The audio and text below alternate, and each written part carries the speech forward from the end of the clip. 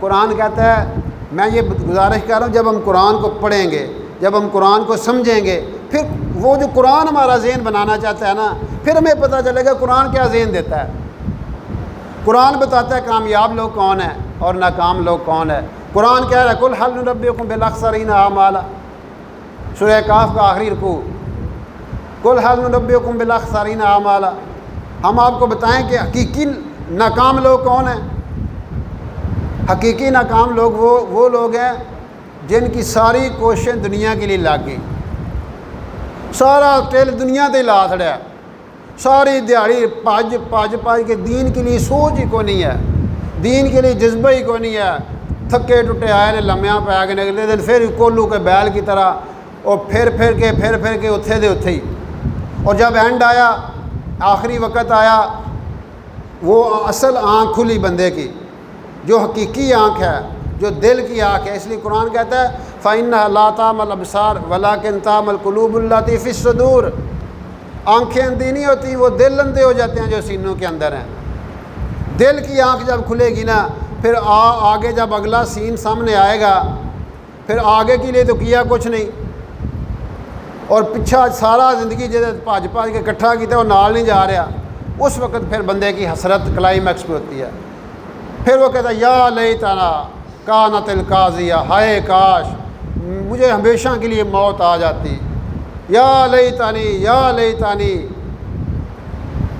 یہ 9 دفعہ قرآن میں آیا ہے یا لیتنا اطعنا اللہ و اطعنا الرسول، ہائے کاش میں اللہ اور اللہ کے رسول کی تابع داری کر کے آ جاتا۔ لیکن اس وقت کا یا لیتنا کہنا کام نہیں آئے گا۔ وَأَنفِقُوا مِمَّا رَزَقْنَاكُم مِّن قَبْلِ أَن يَأْتِيَ أَحَدَكُمُ الْمَوْتُ، اللہ کی راہوں میں لگا لو اپنے آپ کو، اپنا مال لگا لو، جان لگا لو، جذبے لگا لو، سوچیں لگا لو، اس سے پہلے کہ تم جب موت آئے گی، احدکم الموت، موت آئے گی، فیقول رب لولا اخرتنی الی اجل قریب فاصدق واکن من الصالحین، پھر بندہ چیکا مارے دا، ترلے کرے دا، للہ لے دا، یا اللہ جوں جان نے من پیچھا ٹور، مجھے واپس بھیجو، میں بڑا نیک بن کے آؤں گا، میں تیری تصدیق کر کے آؤں گا، میں تیری راہوں میں اپنا سارا کچھ لگا کے آؤں گا۔ لیکن آج تک جو گیا ہے واپس آیا،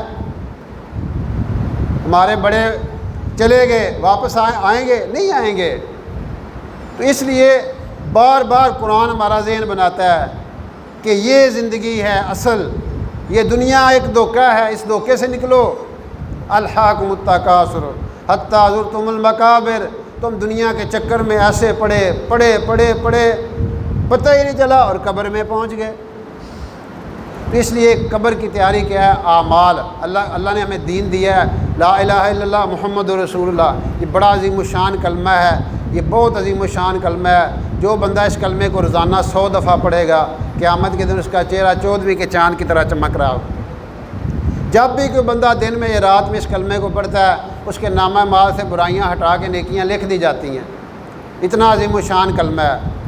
اور پھر یہ کلمہ ایک ہے زبان سے پڑھنا، ایک ہے لا الہ الا اللہ کا یقین دل میں اتارنا کہ اس کائنات کا خالق مالک ایک اللہ ہے اور رازق ایک اللہ ہے۔ جب بھی فرمایا کہ جب بھی تمہیں کوئی ضرورت پیش آئے اللہ سے مانگو، ایاک نعبد و ایاک نستعین، چاروں آسمانی کتابوں کا نچوڑ یہ آیات ہیں۔ ایاک نعبد، اے اللہ ہم تیری ہی عبادت کرتے ہیں اور تجھ ہی سے مانگتے ہیں۔